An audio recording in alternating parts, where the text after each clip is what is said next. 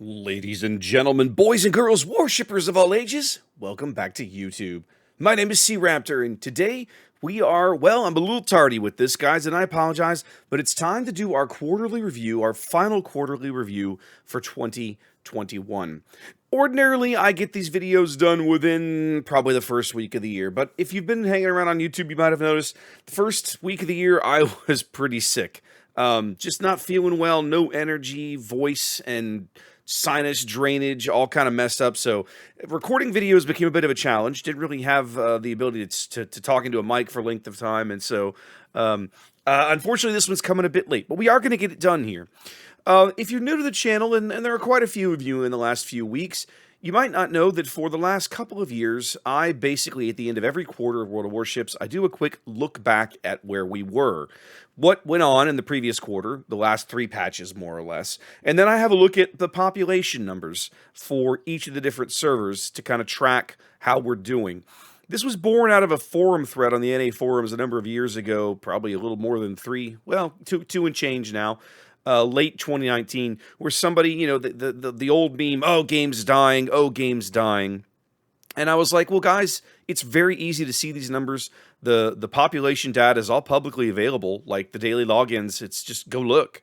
And so it was demonstrably provable that these people were not correct, that they didn't know what they were talking about.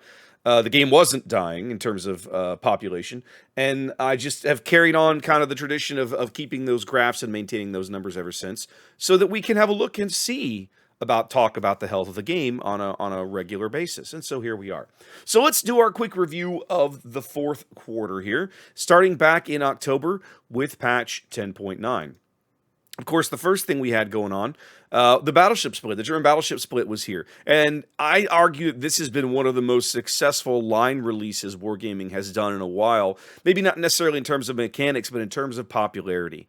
I really enjoy playing these ships. I haven't talked to too many people who don't enjoy playing these ships. So I remember there was a lot of speculation, a lot of concern about these guys when they were announced. But at the end, it feels like the final product has been worth the wait, has been really good. We had a couple seasons of brawls go on, and I do love a good brawl season. I've gotten to where these make not only, they're fun to play, but they're really good content for YouTube and Twitch. Halloween operations returned, of course, as they tend to every October. And they added this personal challenge thing. I know if you're familiar with like the Battle of the Beast and all this stuff they've been doing off and on during the year, the personal challenges thing was a way for them to kind of use that interface, but disassociate it from teams and larger groups of people. So this was a new thing.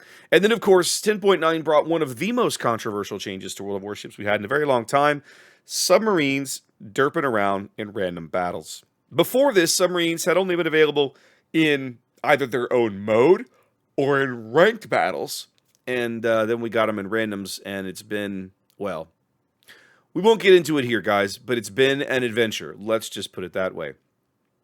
One of the really nice changes they made in 10.9, of course, they added ships for community tokens. Community tokens are a resource that you earn through either what they used to call the recruiting station or from watching Twitch streams. And now you can actually purchase premium ships with these tokens. I think it's mostly low-tier stuff like Ichisuchi, which is a tier 4 Japanese premium quote-unquote battleship. But it still is a really cool thing that literally you can earn some even low-tier premium ships just by hanging out and building communities on Twitch and other places. I think that's really awesome.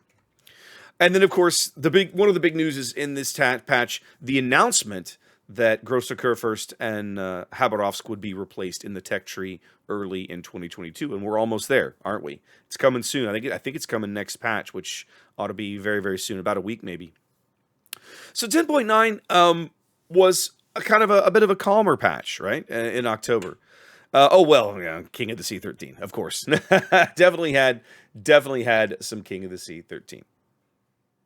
And then, of course, as we headed into November, we got 10.10. Lots going on in 10.10. Super ships arriving in ranked battles. I'm still kind of skeptical of super ships, right? The idea with super ships was that we would have there's alternate fire modes, particularly on the cruisers. And yet, in many cases, I've found those alternate fire modes to be pretty lacking. The base ships are amazing, right? You can't sit there and tell me that Annapolis isn't a straight up better Des Moines. She is. She absolutely is.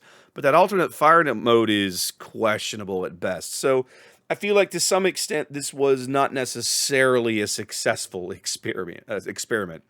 Um, Early access to German battleship split continued, of course. Started in the previous patch, continues here. That's typically the way things go these days. Arms race coming back for a limited time. There are times I like this format. This was not one of them. For whatever reason, I played a couple of games of arms race and was like, well, I'm done here. I did not enjoy it this time around. There was a while ago, a few years ago, when they first introduced this, it came into like Tier 9 ranked battles, and that was a lot of fun. But for whatever reason, this did not click with me this time. Everyone's favorite full release of the Soviet carrier line. Gosh, weren't we all just waiting and super excited for these ships? Ugh. And it's funny, if I'm honest, there's only what, five of these ships in the game, right? The 4, the 6, the 8, the premium 8, and the 10. So there's only 5 Soviet carriers in the game right now. The 4 and the 6 I could kind of take or leave. The 8 is okay, the premium 8 is silly, and then the tier 10 is just dumb. So it's like in the low tiers, the ships don't feel all that impactful, and then the high tier ships feel stupidly overtuned, like way overtuned. So, yeah, I'm still like smarting from this a little bit. Tons of visual improvements in 10.10, right? Water textures. If you play a lot of subs, you probably noticed a lot of underwater improvements. Just across the board, Warships continues to get prettier year by year by year. The art department and the engine and rendering guys just continue to do just fabulous work. So kudos to them. We did have a new season of clan battles without aircraft carriers this time, back at tier 10. I did get the chance to actually play a few clan battles several weeks ago, right around the turn of the year, and man, that was nice. That was nice. It felt good to play clan battles again without carriers. And you know what really sold it for me though was the ship restrictions. The limit of one of each ship, like you couldn't just spam Klebers or spam Stalingrads or whatever. That meant you had to actually think about a strat, work on a somewhat balanced lineup at least. And I really, really enjoyed the games that I got to play at clan battles. So after probably more than a year of feeling like the format of this had really stagnated and was not going anywhere interesting, I feel like they're maybe honing in on making clan battles fun again. There's a patch in World of Warships. It had tons of submarine changes. It seems like every time the patch rolls around, there's more changes to submarines. I'm not going to list them all here, guys. I've gotten to where I can't keep up with them, right? It's just, it changes so often, it's silly. They did add division achievements in 10.10. It took me a while to kind of to see these in action. It wasn't until probably a month after this that I started divvying up on stream on occasion with the likes of Son MG or Seven here on NA. And man, I really like these division achievements. These are fun. I wish that they would award something, right? Like the old achievements used to give you flags. It would be nice. But just the fact that you probably get a little XP and cash bonus for picking these up is really nice. And they're a lot of fun, and they highlight and they reward you a little bit for your division playing well. And I like that. Gibraltar, Tier 10 British, Gibraltar's a British heavy cruiser, yes, to the Armory for research points coming here in 10.10. And then, of course, Tulsa came to the Armory for coal. Tulsa being a Tier 9 American premium heavy cruiser, kind of a mini Des Moines, for lack of a better way to put it. And then they did something interesting this year. I really liked this. The Snowflake event began early this year, almost a month early. And I liked this because it gave you more time to work through them, right? The rewards, the tier 10 rewards for Snowflakes didn't come to the next patch, and we'll talk about that in a minute. But you could start earning the little coupons or tokens or whatever and then of course all the coal and steel you can earn for Snowflakes. They gave us literally 4 more weeks to earn all of that this year. I'm a big fan of this, and I hope they continue it in future events. Did have some more balance tweaks, of course. Again, we talked about this. Lots of submarine tweaks. Zhao got a buff. This is the first Zhao buff in literally 6 years. Well, I guess technically the torpedo buffs and everything were buffs, but like direct buff to the hull, at least in years. Most of you probably don't remember this, but way back at the very end of 2015, when World of Warships was still fairly new, Zhao lost 10% of her health. She originally had 44,900 HP, and somewhere along the way, towards the end of 2015, Wargaming came in and just lopped 10% of her health off. Finally, here at the end of 2021, 6 years later, they started to give back a little bit, because here in 1010, Zhao got 10%. Zhao got 2,000 HP back. She got 5% of her health pool back. Yu Yang got a little bit of a torpedo reload, and you're going to see another buff in the following patch. It feels like maybe they're trying to give Yu Yang an identity 2-3 years after they hit it with the Nerf hammer, the Nerf sledgehammer. They really nerfed the bejesus out of Yu Yang's guns and torpedoes a number of years ago. It feels like now they're kind of going to leave the gun nerf and maybe kind of walk back some of the torpedo nerf. Marco Polo getting a Sigma buff, always a good thing. I like Polo, but the accuracy, every time Battleship needs accuracy helps, as far as I'm concerned. Buffalo getting a main battery reload buff. I was super excited for this. Buffalo didn't need it in my opinion, but I'm not going to turn it down. Z44 getting a bit of a detection buff. I like this for this ship. I still don't like the ship, but this will make it a little more comfortable to play. Monarch getting a main battery range buff, and Katowski getting a main battery reload buff. Some nerfs along the way as well. Every FDR plane type had its health nerfed. Gosh, I'm not going to lose sleep over that. Stalingrad getting a small main battery reload nerf from 20 to 21 seconds. Petro losing another half second on her main battery reload. Sinop getting her AP shells nerfed a little bit. All of these totally justified, like easily justifiable in my opinion. And then for some reason, there was a whole bunch of mid and low tier ships that had secondary range nerfs. I think they maybe missed it. You know, a number of years ago, maybe about a year and change ago, when they standardized all of the secondary battery ranges, I think maybe they missed a few low tier ships, and this was just a bit of cleanup. But we're talking about like low tier destroyers and stuff. This is not anything that anybody's really gonna miss. And then as we head into December, we get to 10.11, the most recent patch that we're still playing under at the moment. We got our New Year's celebrations and all of the rewards, all of the Santa gift containers coming in finally as this time of year, as they tend to. For the first time ever, though, Wargaming revealed to us what the drop rates of everything was in those Santa containers.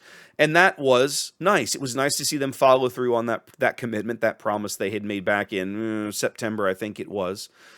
Because, you know, we talked about it in the Q3 video, and we're going to talk about it a little more in a minute. We start looking at populations. Of course, we're now many months after the big CC exodus and all of the negative publicity and all of Wargaming's promises about the things they were going to do. So far, they have been more or less delivering on their promises. So I can't really complain.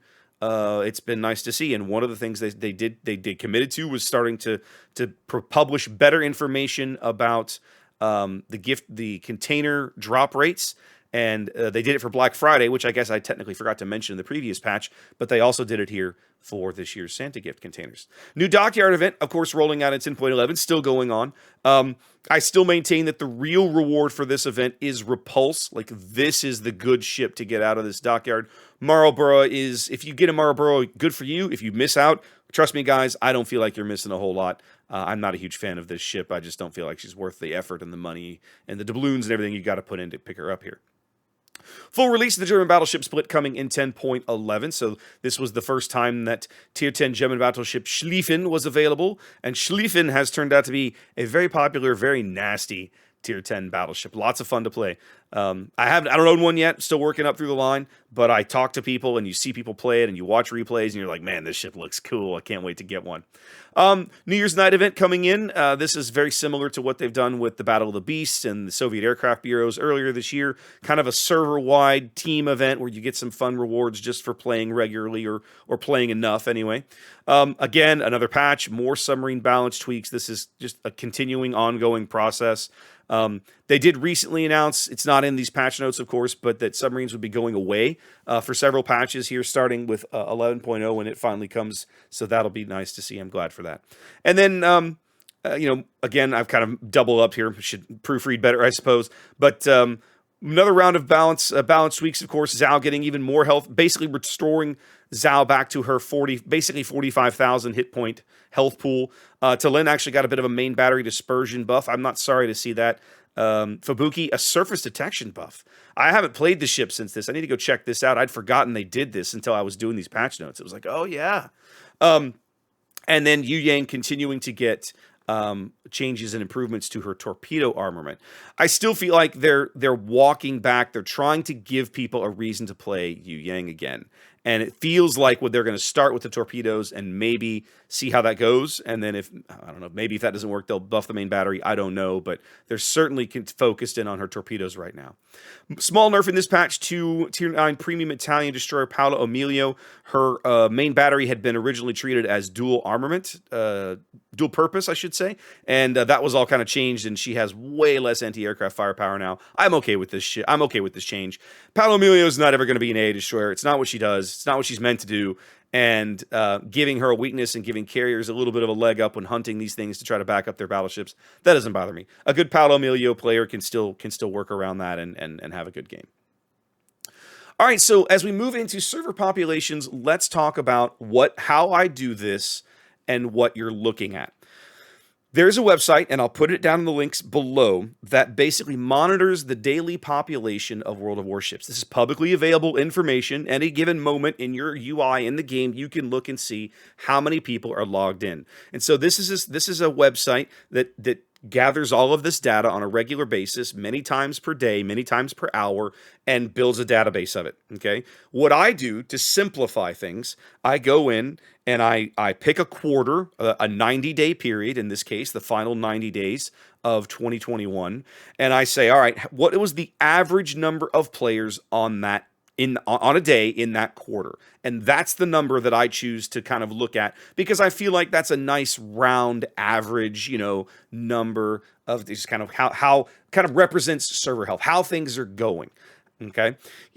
We talk, in the NA server way back in the day had some rough spots. Okay. You see here 6,300, 7,000, like this was an era that I was working with the wiki team and occasionally engaged with some of the regional publishing guys, and they had concerns, right? They were always trying to boost the server population. And by 2018, things were looking much nicer. The 7,500, 8,000 a day. Small dip here in 2019 for the carrier rework. You're going to see this when you look at these graphs. You see this on every server. The chaos of the carrier rework coming in the first quarter of 2019 drove players away for the next 2 quarters until it started to kind of level out again. And then there's historically, fourth quarter is where the big annual year-end, giveaway Santa crates and dockyard events now and such. There's almost always a population bump in fourth quarter. And then, of course, as you get into 2020, everybody's locked in their houses. Video games become very popular. The game was just going gangbusters. And then as restrictions have started to ease and people are traveling again a little bit and so on and so forth, things have started to regress a little bit. Kind of, I would say, back to the norm, but we're starting to see a trend in these last 2 quarters, particularly on NA, that maybe we're backsliding a little farther than we wish we would, right? Go back and look at third quarter 18. 8,000 is pretty solid. This is a nice number. A little small regression here, but steady 8,000 population here for several quarters. This regression is easily explainable because of the carrier chaos. What's going on over here, right? We've had a nice mountain here with the COVID crap. Everybody staying at home, playing on their computers more. But now as that is starting to change and ease, we're kind of regressing a little farther than I would hope. Now, these aren't catastrophic drops, but I think you're starting to see the impact here of some of the decisions that the team in St. Pete has been making for a while. And you're seeing it on almost every server. For example, let's have a look at EU, right? EU, really big high in first and second quarter 2020, levels out for a while, nice and steady, 13, 14, 15,000. Towards, even back into last year, right? Last year's Santa event, Christmas event, and then into 21, low through the summer. A little recovery here, a little recovery for fourth quarter, but nothing like we're used to seeing. Look at this. Look at jumps in previous fourth quarter events, right? 2,000 players, 2,000 players, 2,000 players. Jump here, 600 players. So either the players that have been coming back for Christmas events for years weren't enticed this year, weren't interested this year, or there's other things going on, right? I don't believe that Wargaming isn't giving out enough free stuff, right? Because every single year that they do the Christmas event, it feels like there's more and more free stuff. There's more and more generosity. So there's more and like if you're a free-to-play player, if you don't spend much money on the game, there's always incentive to come back, especially at Christmas time, because there's a ton of great freebies, the coal and the steel and everything else, and there's always more of it. Every year there's more ships, which means more chance to earn more coal, more steel, and whatnot. So I'm not sure. I think some of this is submarines. Personal opinion. I mean, we don't get this. All I get to do here is speculate. I think some of this is submarines. I think people are frustrated with the current state of submarines. I think it is impacting server populations as people are staying away. And I'll be curious to see as we come back here in April, late March, early April, and look at the first quarter numbers. And now when submarines disappear, right? If these numbers tick back up. The RU server numbers have been on a steady decline for many years. If you're a fan of this series, you've seen this graph before. It pretty much hasn't changed. They routinely get a little bump here for Christmas time, and this year was no different. Looks like about 1,500 players here. That's pretty common. But the trend line on RU has been on the downslope pretty much from day one. They started off so well in those first three quarters, it would have been almost impossible to maintain. And, well, it has been impossible to maintain. Interestingly enough, the RU server had a much lower COVID bump in 2020 than every other server. I've talked about that before. I won't rehash it again here. But these kinds of jumps to 3,000 daily players, especially over several quarters in the first half of 2020, very common on every other server except RU. RU never really had those bumps. And then Asia. Now, Asia is one of those fun servers that you look at, what the hell is happening here? For years, Asia struggled, right? The carrier rework in 2019 was a defining change for this server because from then on, it has been very, very steady. And you see here, their COVID bump was massively huge.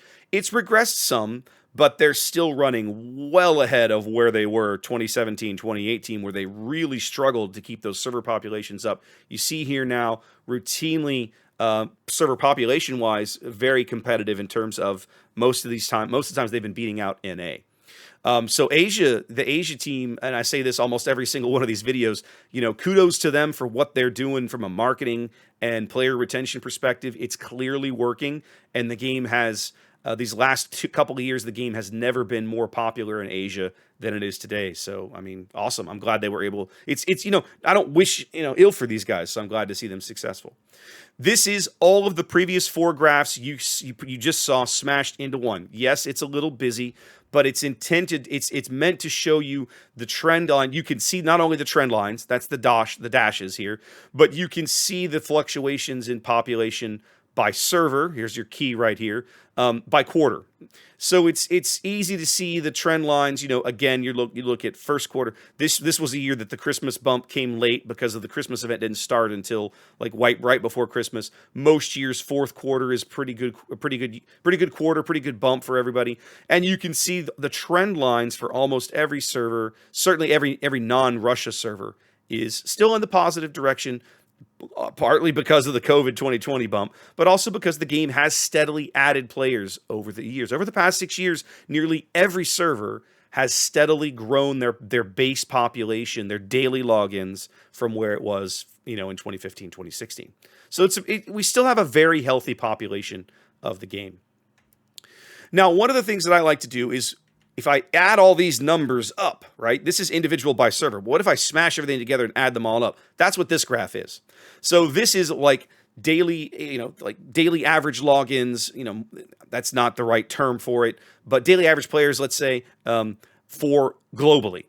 And again, the trend line here looks bad, and it has been for a while, because the RU server kind of drags down the average. It's unfortunate that that's the case, but it is the case. You can see we've regressed quite a bit, right? Again, you're looking at the COVID bump, and things are kind of regressing a bit, but there's been a small bump here for Christmas. Not as big a one as they're used to, right? Like, this is a typical Christmas bump. This has been a historical Christmas bump. This is not. This is much smaller this year. Now, one of the things I like to do, because I find this graph a little misleading, I go, well, what if I pull the RU server out? Because we know the RU server has its own set of issues. What does that graph look like? Well, this is it. This is non-Russia servers, and you can see there the trend line remains pretty positive. We're even today, even with kind of a flat line fourth quarter, in terms of server population, we're still even ahead of where we were in 2018, certainly 2016 and 2017. So games got plenty of players, seems pretty healthy. This is the fourth quarter graph. So if you pull off each of the game's fourth quarters and try to compare them against each other, this is what you get. Okay. Trend line here, pretty negative. I mean, can't really say anything much about that. You historically, these first couple of years were pretty big in terms of late quarter. This of course was right after the game release. This was the very first Christmas event. Everybody was coming back for their free stuff and their free ship. And then over the years, some of the Christmas events have not drawn as well. And here we are today. And the very last one is something that I've started doing recently. This is a trend line, guys. This is me going, all right, well, what's happening in the last 6 quarters, the last year and a half of the game? How are we looking? Like, to me, this is, if I'm in a marketing, for me, like, I'm not a marketing guy, I'm an engineer, okay? But if I was in a marketing department, this is the kind of thing that I would want to see. What does the trend line, the recent trend line, look at? All the historical data is really useful because it provides context for what we're looking at. But what does the trend line look like? And the recent trend line for boats is, well, it's not great. And some of that is COVID, right? I mean, this graph you're looking at here goes back into third quarter 2020. You're still seeing some COVID inflated numbers here, and you do for a while. And we will for a while. And I've said this before, every time I've started using this graph, almost all of these are going to be negative because we're coming down from the COVID mountain of server population and server and daily logins and stuff. But I think we're starting to see a little more worrying trend here. Some of it is, I mean, we've talked before about wargaming is more, I don't want to say more concerned, tends to be more focused on player turnover than player retention. We all of us know dozens and dozens and dozens of players who played warships for years and then one day just finally hit their limit with the shenanigans and walked away, right? We all know players like that. We all know players that have been playing less than 2 years, right? Like that's, and so there's that constant churn, that constant turnover, and there's a lot of focus on that. But I also think we're starting to see the impact of some of the devs team's decisions in terms of ship balance, in terms of ship line releases and choices that are being made. And I'm not liking what I'm seeing. There's many of us that have kind of occasionally grouse about this, but it's a lot easier to have that conversation. Maybe easier is not the word. Maybe it's even more difficult to have that conversation when you can look at data and go, you're driving people away. Now, I'm not convinced that's what this graph says, okay? Because again, the COVID bump really skews everything and makes it hard to have that conversation. But there is a trend here that I don't like to see. It's a bit of regression. It's a bit of expected regression, but it's still a little concerning. And I've highlighted this for the last couple of quarters. I think it's still too early to call it a big problem. I think in another, another we got to keep an eye on it. Another 2 quarters, maybe by summer, as the COVID bump starts to just disappear off this graph for good, we'll have a better feel for things. But it's definitely a little bit of a concerning trend that we want to keep an eye on. Anyway, guys, that's kind of where we're at. That's our look at the fourth quarter of 2021 here in World of Warships. Hope you enjoyed that. Thanks for watching. Wash your hands, be safe, and I'll catch you next time.